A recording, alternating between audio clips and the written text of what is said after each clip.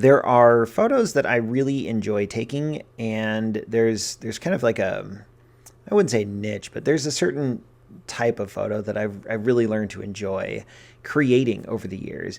This is not necessarily one of them. This is sort of like a happy accident. They are fun when I can get them, but I just don't have the patience to be a wildlife photographer. To get for true wildlife photography, you just need a lot of patience, and I don't have it.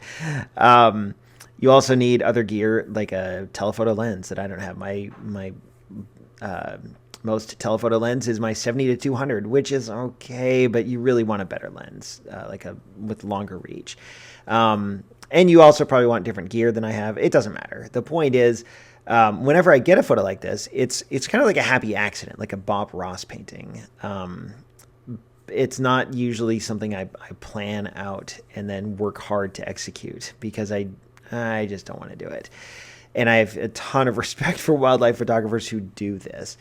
I was walking around Theta Pond on campus. You can see the knee of a cypress tree that this squirrel is sitting on. And our Theta Pond is like full of wildlife. There's squirrels and geese and turtles all over the place. And they're not super skittish, but they don't usually let you get that close either. They keep a distance, but they maybe let you get a little closer than most wildlife. In any case, you don't usually get this close to a squirrel. I had my D750, my 105mm macro lens, which is not a good lens for wildlife photography. Not like this anyway. But every now and then, something just kind of works. So as I was walking around the pond, camera in hand, I had it set to kind of like a generic exposure setting of, I believe, f8 with auto ISO set to minimum shutter speed at 1/250th of a second, just in case I happen to come across something. And I usually don't, because I'm either not looking or the animals sort of scurry away. But this time I actually did. I was rounding part of the pond, and the squirrel was sitting on this bump, and it didn't move.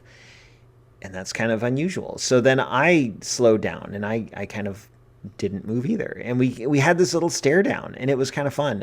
And I raised my camera up and fired off like 2 shots on it used to be called motor drive. It's now called like continuous high speed. And my goal is always to get the eye in focus. So I raised my camera to my eye and quickly positioned the focusing point to the squirrel's eye, fired off a couple shots, and then it ran away. And I got what you see here. It's pretty nice. I like it. I even like the depth of field. I think if I had shot with a wider aperture like f4 or f2.8, I think there would have been too much blurred out. And the f8 gives you just a little bit of wiggle room. I think the eyes are pretty much in focus, but I may have gotten like just ever so slightly in front or behind the eye. But at f8 at this distance, it's fine. Plenty of room to work with.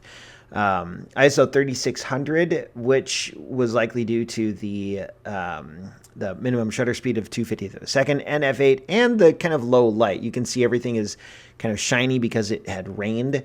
And again, like ISO 3600 on a D750, totally fine. So I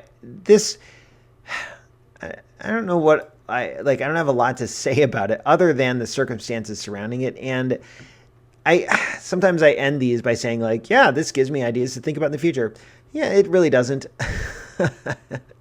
If I happen across another squirrel and I happen to have my camera with me, great. But if not, that's okay too. You never know.